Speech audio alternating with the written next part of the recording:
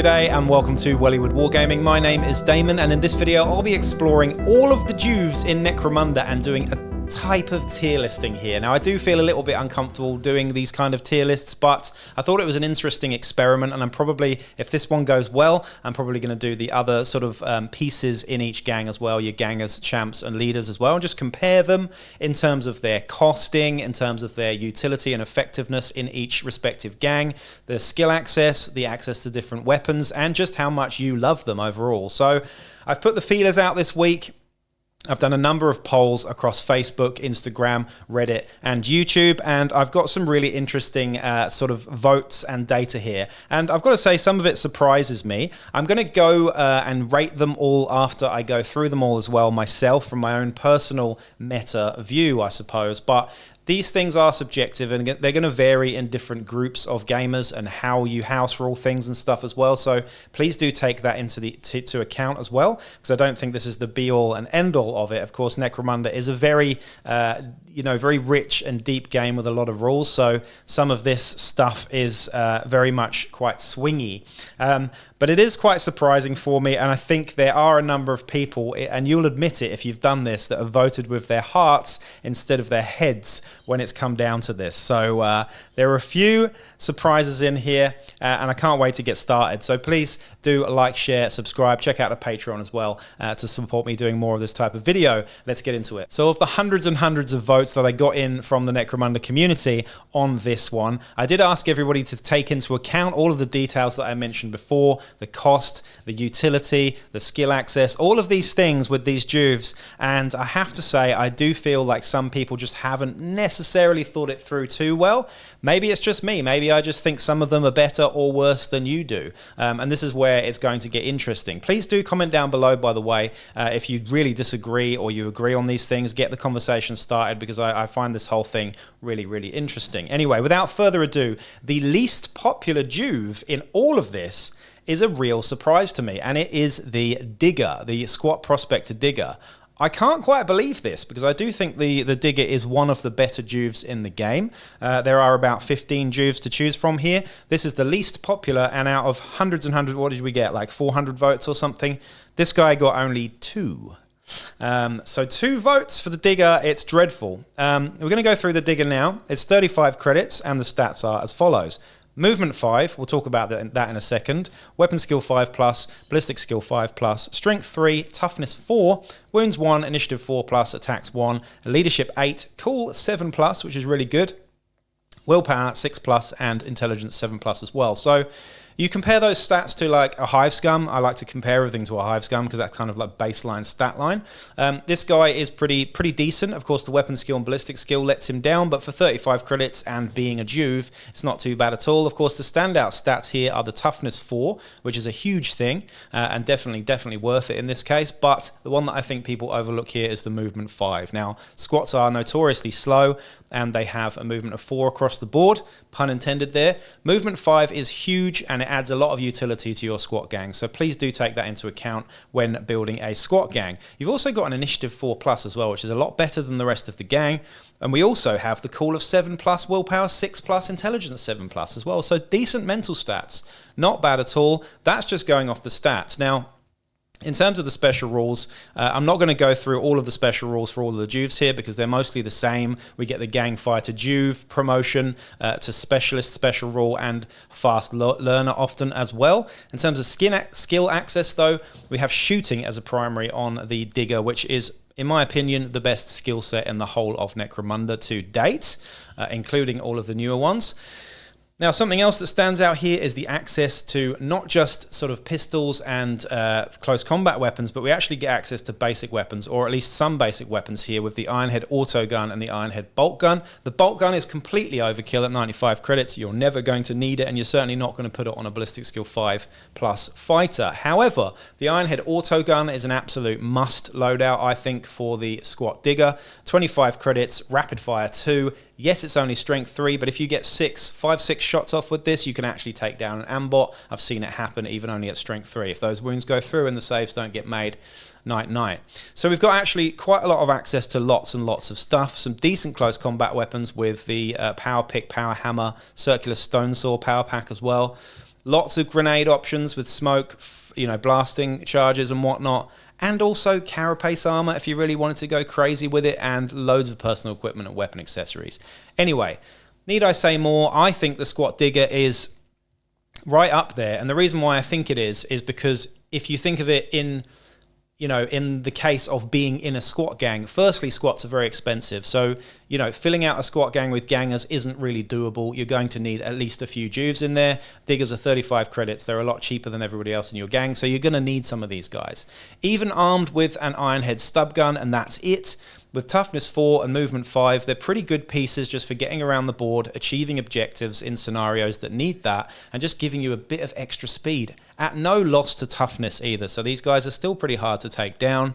I do think the Ironhead Squat Digger is far better than a lot of people are giving it credit for, and 35 credits, it is, you know, the same cost as some much, much worse Juves that we're going to go through in a second. So let me know your thoughts on the Digger. I do think that it is one of the better ones, and I'm going to give it a 7 out of 10 because of that. Okay, on to the next least popular one. This is the Runtani Dust Runner from the Ash Waste Nomads.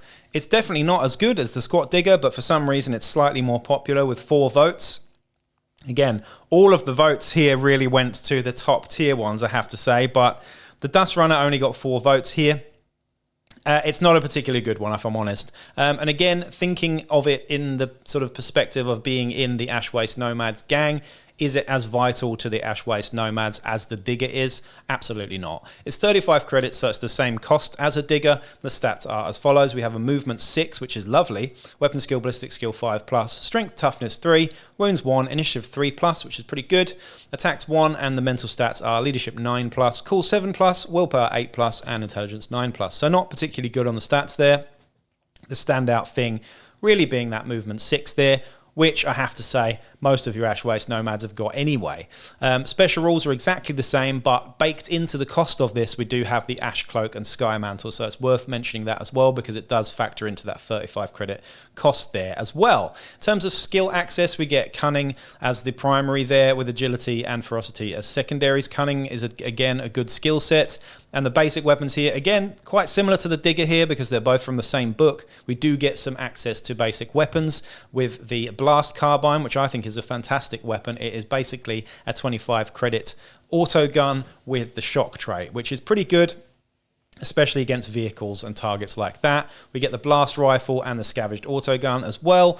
Blast pistols, long blades, stalking knives, and a bunch of other stuff, but nowhere near as much access to equipment and war gear as the Digger, that's for sure. So I think when you put it into the perspective of the gang, Ash Waste Nomads, they don't necessarily need Dust Runners because they've got that speed and stuff. But if you just want some cheap bodies to fill out the gang list, then they are pretty important. And I do think just having a couple of these guys with the Blast Carbine can be pretty annoying. Again, it's a rapid fire weapon with shock, so it can really pack a punch if you roll those 6s to hit. So overall, I'm going to give the Dust Runner like a 3 or a 4 out of 10. Let's say a 3 out of 10 because I just don't think it's very good next to the other Juves, and it certainly doesn't give you too much in your Ash Waste Nomad gangs. Again, comment down below if you disagree with that one. All right, so this is a bit of an interesting one. This one with the same popularity here. Again, I don't think people have really taken this one into account. It is a much less known about and less played gang, and this is the Bad Zone Enforcers. Bad Zone Enforcers are a little bit different to your Palanite Enforcers,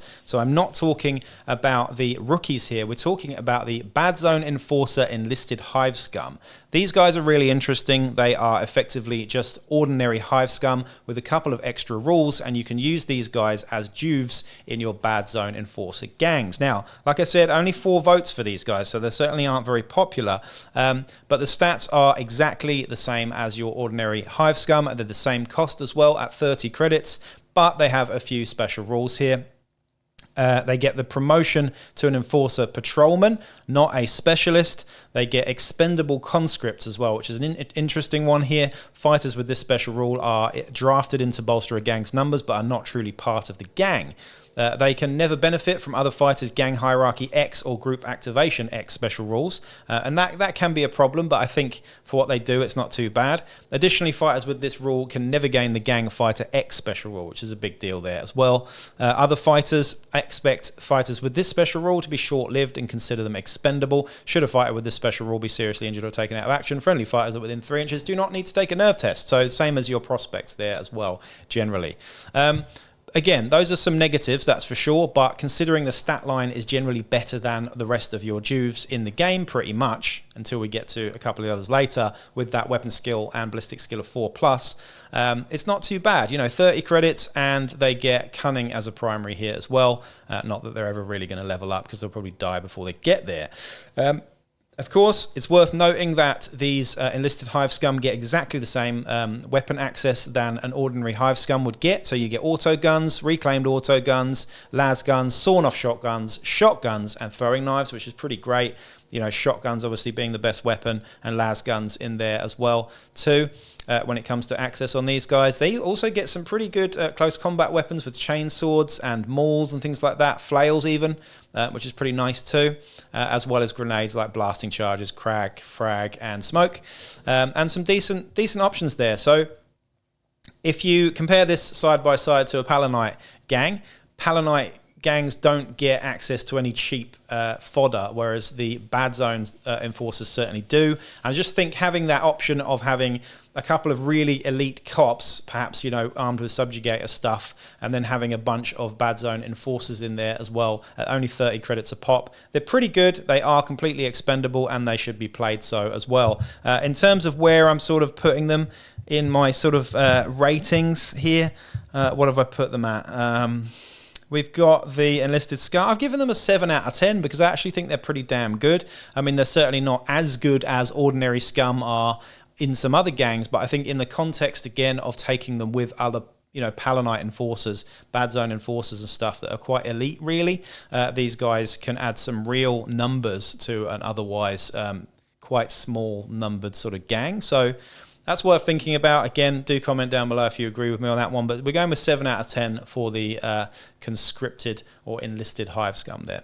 All right, the next one is the Zealot here with only 4 votes. This is the Redemptionist Zealot, not to be confused with the Bone Picker. This is the Redemptionist side of things when it comes to House Cawdor. And these guys are really, really interesting. They're slightly different to every other Juve in a way because their costing is out the gate, and the sort of access to the equipment that they get is also a bit strange as well. But I think they're really, really cool. They are 40 credits, and the stat lines are as follows. So we have movement 6, which is really, really big. Movement 6 is fantastic on this fighter, and you'll see why when I go into the equipment shortly. And weapon skill 4+, which again, average weapon skill on this fighter, it means that you're probably going to equip them as a close combat fighter at the very least. Ballistic skill 5+, strength and toughness 3, wounds 1, initiative 3+, and attacks 1. Mental stats are leadership 8+, cool 7+, which is very good, willpower 8+, and intelligence 9+ there as well. They've got all of the normal special rules that you get for other Juves. However, they have also got Fanatical. So if this fighter rolls a natural double 1 on their cool check when making a nerve test, they may immediately re-roll the cool check. Most people just forget about this one, but it's there. It's nice to have. Very situational, but it's nice to have. In terms of skill access, the Zealot has access to Ferocity as a primary, which is also brilliant as well, especially considering Nerves of Steel, True Grit, Berserker, stuff like that as well. And here's where it gets interesting. We have the Zealot equipment list. So auto pistols and stub guns, if you really want to go down that route, and close combat weapons here as well. So we have the mighty Eviscerator. The Eviscerator is a flamer, pretty much a hand flamer with a giant sever chainsaw, which is very, very, very dangerous. It's versatile. It has sever. And you've got movement 6 on this guy as well. So you're going to run in, you're going to use your template weapon, anything that survives, you chop it in half with your Eviscerator. Yes, it's an expensive option because it's 90 credits on a 40 credit fighter, but it's an option. And it's nice to have that on a faster moving platform, I think. So some people really don't like the Zealot.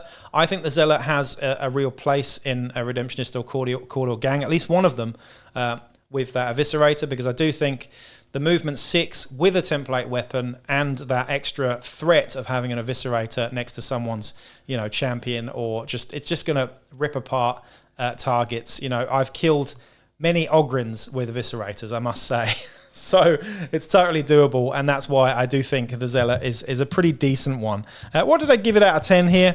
I think I gave the Zealot a 6 out of 10. So you're not always going to take it, but I do think it gives you some fun options. And again, it's all about playing and having fun when it comes to Necromunda. It's not about what's most optimal, but I do really like the Zealot just purely for the threat of having that Eviscerator on a fairly fast and mobile platform. Okay, it's time for me to get negative. I try and be positive at all times, but there are two instances where I'm going to get quite scathing and negative, and this is one of them. I think that the Orlok Greenhorn is the worst Juve in the game. Shoot me if you think I'm wrong here, and you Orlok players out there. Again, I think these votes, only 6 votes out of hundreds, so it's not too many, but it's more than a Digger. So I'm just pointing that out there. This guy is more popular than a Digger, but I just can't see why, because the Orlok Greenhorn Juve, for me, is the weakest Juve in the game if you compare it to all the other Juves and all the other things that we're talking about here. So the Orlok Greenhorn Juve at 35 credits, the same cost as a squat Digger. We have a movement 6, which is nice, I'll admit. Movement 6 is nice. Weapon skill, ballistic skill 5+, strength toughness 3, wounds 1, initiative 3+, attacks 1. Mental stats are leadership 7, which is unusually high for a Juve, but when are you using the leadership stat? Cool 8+, willpower 8+, and intelligence 8+ as well. So if you compare that to a Hive Scum, the Hive Scum is 30 credits, and this guy has much worse stats than the Hive Scum. We've got special rules here, of course, the normal stuff, so promotion to an Orlok Specialist, Gang Fighter, Juve, and Fast Learner there as well. Skill access is Ferocity on the primary there, which is pretty decent, and the equipment access here is as follows. So we've got basic weapon. You can have a sawn-off shotgun, but that's the only basic weapon they can access on the house list. Auto pistols, stub gun, a couple of close combat weapons like flails and chainswords, which is quite nice. Other than that, though, these guys, again, I'm being quite scathing about something that's just distinctly average, but I guess you've got to think about it like you're playing an Orlok gang. I just can't see you taking these guys. You're definitely going to be taking, Wreckers, 100%. You're going to be taking Wreckers, but when are you going to take a Greenhorn? I just wouldn't. At 35 credits, it is a rip-off when you compare it to other Juves that are similar. The lack of access to decent equipment and they're just shite, really, aren't they? Again, shoot me if you think I'm wrong. Please do comment down below, but I just think the Greenhorn is a complete waste of time.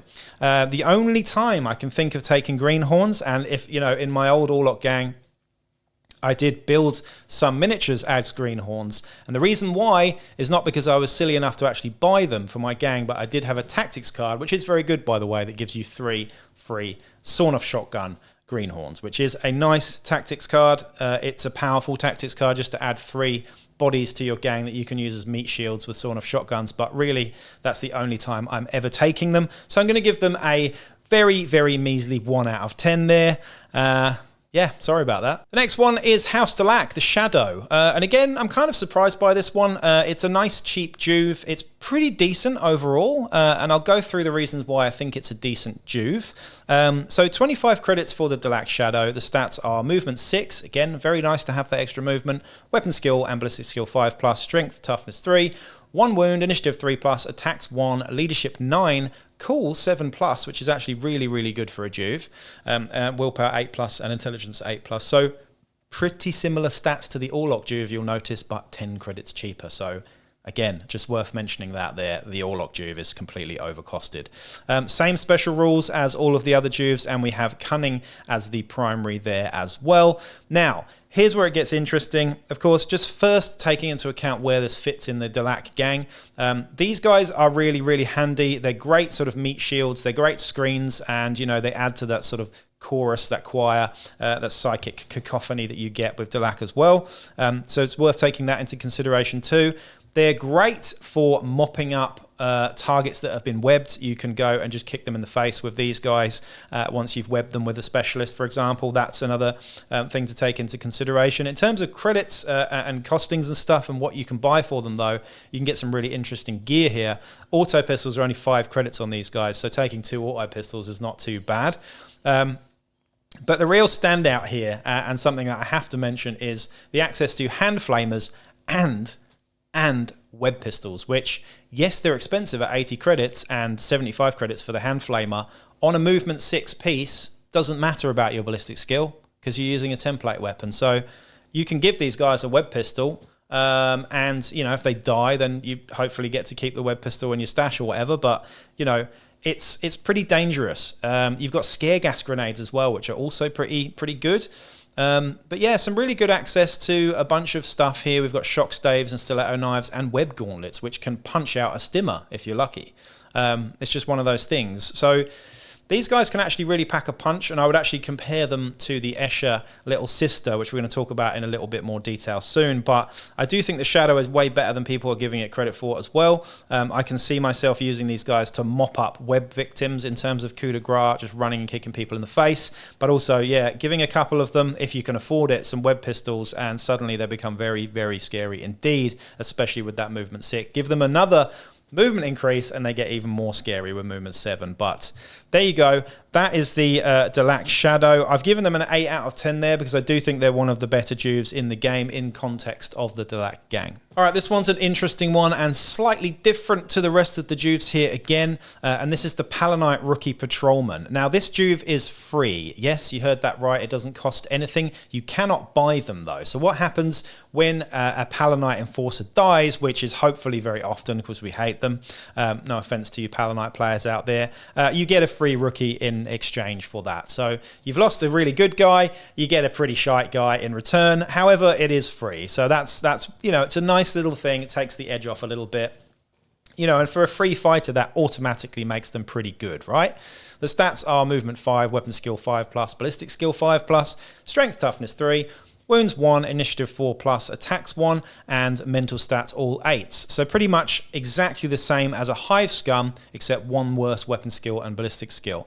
These guys, however, do come baked in with some equipment and stuff. They get a stub gun and flak armor, magnacles, and an armored undersuit. So they get a decent armor save out of the box, and a stub gun on a ballistic skill 5+ fighter is not too bad at that short range if you can close the distance. The special rule, again, is called Fresh from the Academy, and that basically just goes into the details about how you get these guys once a fighter is deleted from your gang roster. They get access to Palanite Drill on primary, which is pretty cool.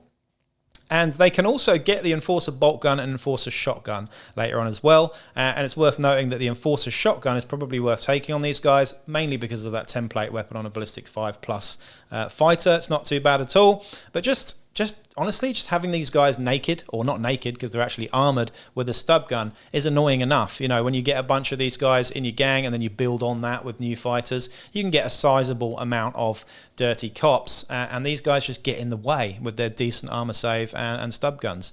I think they're pretty good, and it's really hard to sort of place them in things, but I would say that I'd probably give them at least a solid 7 out of 10 just because of they're free. Basically, what's not to like about that? Right then, now we are getting into the top 5. So we've got 5 more to talk about here. See if you can guess which ones they are. I've already done all the dregs. Now we're getting into the decent ones. The ones that you're actually really going to take, in fact, I'd say every time in every gang here. And with 22 votes, we're looking at the Goliath Bully here. So the Goliath Bully is most definitely one of the best, Juves in the game. At 35 credits, they're the same cost as an Orlok Juve, but they are so much better it hurts. We've got a movement 4, so relatively slow, but then so's the rest of the Goliath gang. Weapon skill 4+, which is crucial there because these guys are close combat heavy hitters. We've got a ballistic skill 5+, and we've got a strength of 4 and a toughness of 4. So weapon skill 4+, strength 4, toughness 4 is huge on a Juve. Wounds only 1, initiative 4+, attacks 1, leadership 9+, cool 7+, which is also damn good for a Juve, willpower 9+, intelligence 9+, which are crap. In terms of the special rules, exactly the same as the rest of the Juves, and they get ferocity on a primary, which is really good if you want to fish for nerves of steel. Now these guys get access to stub guns, dum-dums, axes, brute cleavers, fighting knives, mauls, and spudjackers. None of those are great weapons, but honestly, just an axe for 10 credits and a stub gun is the loadout that I give these guys most of the time. And really, you're not getting them for the war gear or anything. You can give them a stim slug stash as well, it's worth noting here. But where they fit in terms of the Goliath gang is that they're cheap bodies. At 35 credits for, weapon skill 4+ and strength and toughness 4, You know, these guys are really annoying. Sure, they're just going to slowly foot slog up the board. And if they get in your face with an axe and a stub gun, they can do a little bit of damage, or they can just sew up fighters that are, you know, double their cost. They're really, really fantastic. And I actually think that if I was to do Goliath now, because I haven't played Goliath for a while, taking gene smithing into account as well, you can gene smith these guys and give them some corrupted slugs and whatnot, and make them even cheaper or better if you want to, you know, boost the stats and stuff as well. I think you could probably get away with playing Goliaths if you really wanted to be that min-maxy kind of person with, you know, a stimmer, a champion with a heavy bolter, a leader with the full sort of mixed loadout, and then just a whole bunch of bullies and no gangers. You could totally do it. It would still be viable, and it would be very, very cost effective and scary, to be honest. So I think the bully is right up there with an 8 out of 10 there. You know, again, if you don't agree with me do comment down below, but I do think the Goliath bully is right up there at the top number 5 slot. In at number 4 now, we have the Van Saar Subtech with 50 votes here. So we're now starting to see where these votes went. The Subtech is really does serve a couple of purposes in the Van Saar sort of gang list here. They're 35 credits. They are movement 5, which is, again, a big highlight, similar to the Digger. So Van Saar and Squats are a little bit similar in that they're both very shooty gangs. Squats are shorter range shooty with much more rapid fire and much more punch. Van Saar are just pure shooty pew pew pew. The Subtech does really serve a purpose and has a real place in a Van Saar gang, mainly because of their low costing here. So 35 credits, movement 5, which is really, really good. The rest of the Van Saar gang, apart from the prospects, of course, are movement 4. So this is a huge thing if you want to achieve those objectives and whatnot without using the surfboards.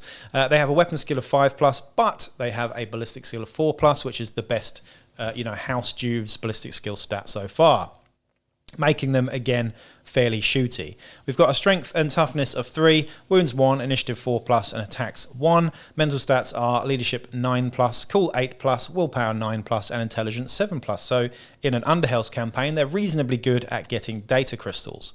They have all the normal special rules, but they come baked in with the armored undersuit, or the armored Van Saar body glove, which gives you an extra +1 to your save as well, or a 6+ save otherwise. Again, combine that with mesh armor and you get a 4+ save, which is what people tend to do with Van Saar. Is it really worth spending for 15 credits on the Subtech? Not really, though. They're good enough just with the armored body glove. The other thing that these guys are really good at is they get agility on a primary, which is unusual because Van Saar don't normally get access to agility, so it's worth taking that into account as well. You know, dodge, there's some good skills in there. But they also get access to 10 credit lasguns. Now, lasguns are an excellent weapon in the game, of course. We all know this. They're +1 to hit at 18 inches, giving this to a ballistic skill 4+ average ballistic skill fighter, meaning that most of the time on a smaller board or an average side board, you're going to be hitting on 3s a lot of the time, you know, forgetting about cover and stuff. You can give them las sub-carbines, las pistols as well. They get some close combat weapons, but you're never going to go there, as well as smoke grenades and whatnot too. But I think the real utility in these guys is the fact that you give them cheap las guns. These are your bread and butter shooters in the gang. These are the guys that are going to be pinning everybody for your more elite fighters to go in with melter guns, plasma guns and stuff like that. But also, bear in mind that movement 5 is pretty huge for an otherwise slow gang. So I'm going to give the Subtech another 8 out of 10 and put it on par with the Bully. I do think the Bully is maybe slightly better, but in the context of the gang on a whole, I think the Subtech is just as important to Van Saar as the Bully is to Goliath. So 8 out of 10 for this guy too. In at number 3 here, we have the Escher Little Sister with exactly the same amount of votes as the Subtech, actually, with 50 votes here. I'd say about as good as well. Many of you guys from back in the day, N95, will remember the most beloved Escher Juve with pick and stub gun, the sort of tank girl looking Escher Juve. I certainly remember it, that's for sure. I think I had a bit of a teenage awakening when I got that model and started to paint it, and I now still have it painted and in my old school Escher gang at the moment. So I've got a special place in my heart for Little Sisters on that. The Little Sister is pretty fantastic, and for a number of reasons. The first one is that they are 20 credits. So 20 credits is incredibly cheap for a body in Necromunda. We have movement 5, weapon skill 4+, so they're just as good at hitting things as a Goliath, maybe not quite as hard. They've got ballistic skill 5+, strength and toughness 3. Wounds 1, initiative 3+, attacks 1. Mental stats are leadership 8+, cool 8+, willpower 8+, and intelligence 8+ there as well. But 20 credits. Very, very nice indeed. In terms of skill access, of course, agility on the primary there. And equipment, again, is where it gets interesting. So we get throwing knives for a basic weapon here, auto pistols, las pistols, needle pistols, and stub guns. So I can see myself really only taking stub guns on these ones. But close combat weapons here, we get the fighting knife and the stiletto knife. I would say many of you guys who play Escher out there will probably know the sort of famous combo of just stiletto knife on an Escher little sister.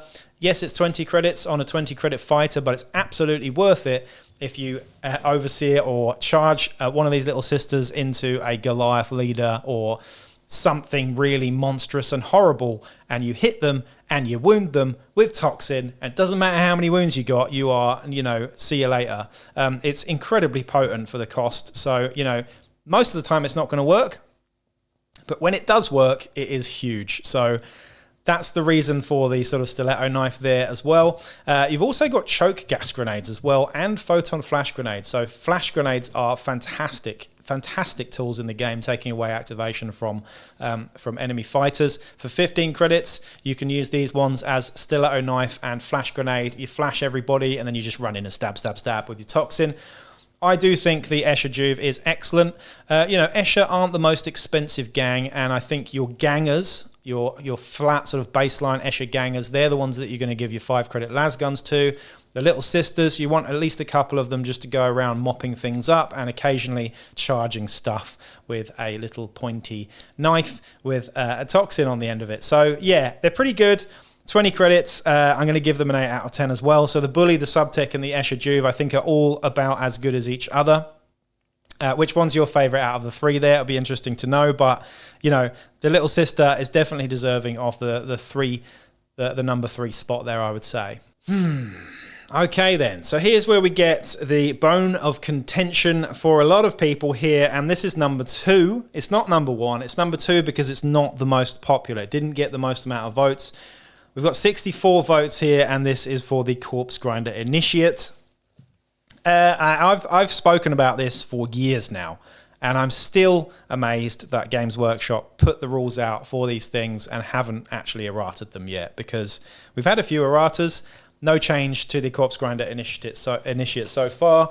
Sure, you Corpse Grinders out there are loving it, but the people that have to play against Corpse Grinder gangs will know that the problem with Corpse Grinder gangs is the rules around the Corpse Grinder Initiate. It's not the Corpse Grinders themselves, they are beatable. The Initiates, however, are just a flipping nuisance, and here's why. They're 25 credits, and they have the stats of a Hive Scum, but kind of better. So we've got Movement 5, Weapon Skill 4+, Ballistic Skill 4+, Strength and Toughness 3, 1 Wound, Initiative 4+, Attacks 1. So the same stats there as a Hive Scum, and they're already cheaper. We've got a Leadership 8+, a Cooler 7+, which is better than a Hive Scum, and a Willpower and Intelligence of 9+, which is worse than a Hive Scum. So if we just take that into account for a second, 25 credits for basically something that should be worth 30 credits, right, already. We then have baked in stuff. So we've got the Infiltrate skill. This is the only time that any Juve comes with a skill, and this one is Infiltrate, which happens to be arguably the best skill in the game, meaning that you can just be wherever you want on the board. That's a problem, especially when you consider the 25 credit cost here. We also on top of that then have Flak Armor and an Initiate's Mask, giving you pretty much a 5+ save. So yeah, that's a problem. As you can see, I'm already being negative about it. So special rules there, just the Infiltrate, just the Infiltrate there, and they get Combat as a primary as well, which is not the best one, but again, it's not really the problem here. We then have access to a large variety of very killy weapons, and to be honest, there's no limit to the type of weapons you can get here as well. We get Boning Swords, which are far too good for the cost with damage 2 and -2 AP and whatnot. We get Butcher's Chain Cleavers, Paired Chain Cleavers, we get all of the stuff, Rotary Flensing Swords, all of the stuff that your actual Corpse Grinders get on these guys, if you really want to. Auto Pistols, Stub Guns, and Hand Flamers. So infiltrating Hand Flamers, For those of you that have played Corpse Grinders or played Necromunda for any amount of time over the last few years will know exactly what the problem is here. We have an infiltrating fighter with relatively good stats for far, far too cheap with a hand flamer. It's absolutely disgusting and shouldn't be allowed, quite frankly. The other option on these guys is they can have a flamer, or they can have a harpoon launcher or a heavy flamer.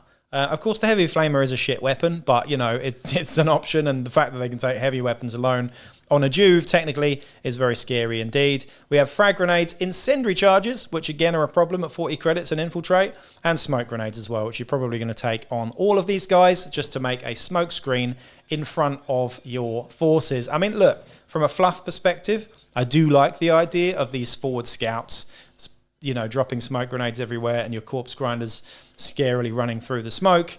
But when people abuse this at the cost that it is and give these guys, you know, hand flamers, I think that's really where the problem is. But the overall problem is, of course, the costing. So what I would do to fix this is make them something like 50 credits or something ridiculous like that. Because, you know, if you just think for a second what I was talking about, the Greenhorn, right? The Orlok Greenhorn, it's 35 credits and it's absolute dross. Then you've got 25 credits for this. You can see why I'm complaining. You can see why many, many people in the Necromunda community would complain. Again, though, you know, if you're going to defend this at all, please do comment down below. I don't think there's anybody who's got half a brain who'll defend that costing. It is absolutely ridiculous.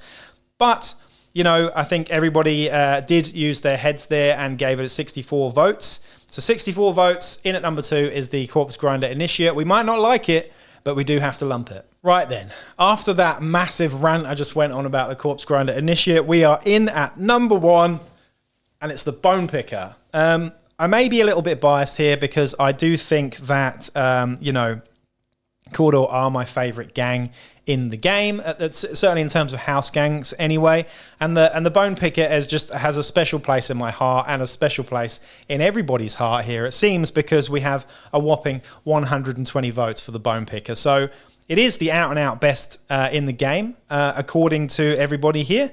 I would say that the initiative, of course, is broken, level good, at an 11 out of 10. The Bone Picker, though, is definitely a solid 10 out of 10, and here's why. So the Bone Picker is 20 credits. It's the same cost as a Little Sister. It has movement 6, which is excellent, weapon skill 5+, ballistic skill 5+, strength 3, toughness 3, wounds 1, initiative 3+, and attacks 1. Mental stats of 8+, 8+, 8+, and 9+. So pretty terrible. You know, the standout sort of thing there really is the movement 6, which is lovely. Same special rules for everybody, except they get pious, meaning that if you roll a double 1 on a cool check when making a rally test, you may re-roll the cool check. It's hardly ever going to come up, but most of the times you're going to forget about it as well. But if it does, it's a nice thing to have. The main reason why these guys are so great, though, is they get a rule called Devout Masses. At the end of the Choose Crew step of the pre-battle sequence, D3 additional Juves that have the special rule may be added to the starting crew. These fighters may be added to the starting crew, even if doing so increases the size of the starting crew beyond that given by the scenario. So I don't have to really tell you too much here, but, you know, activation economy in Necromunda is a huge thing. The more fighters you have, the more you're going to outnumber and outmaneuver and out-activate your opponent, and that is really, really important.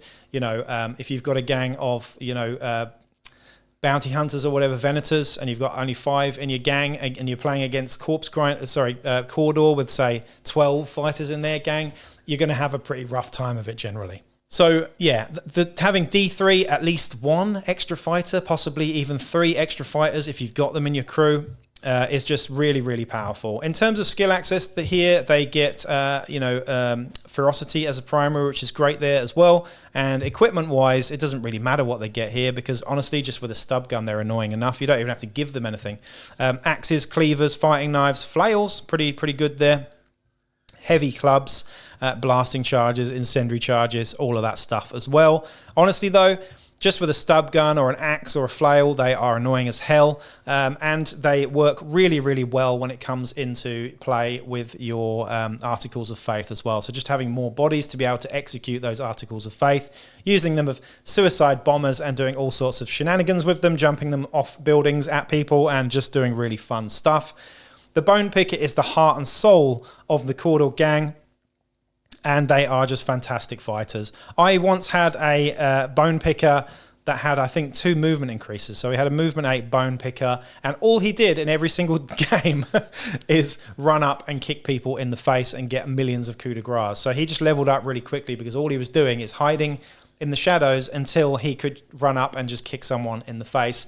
It was fantastic. It was funny for me. It was annoying as hell for my opponents, but it was fluffy and it was narrative and it was cool and I loved it. So that is why I think the bone picker is the best and most popular, clearly, down to you guys out there in the community in the game. So again, please do comment down below if you agree with all of these choices. I think it was really fun doing this as a sort of project, so I'm looking forward to doing leaders, champions, and the other types of fighters in the game as well.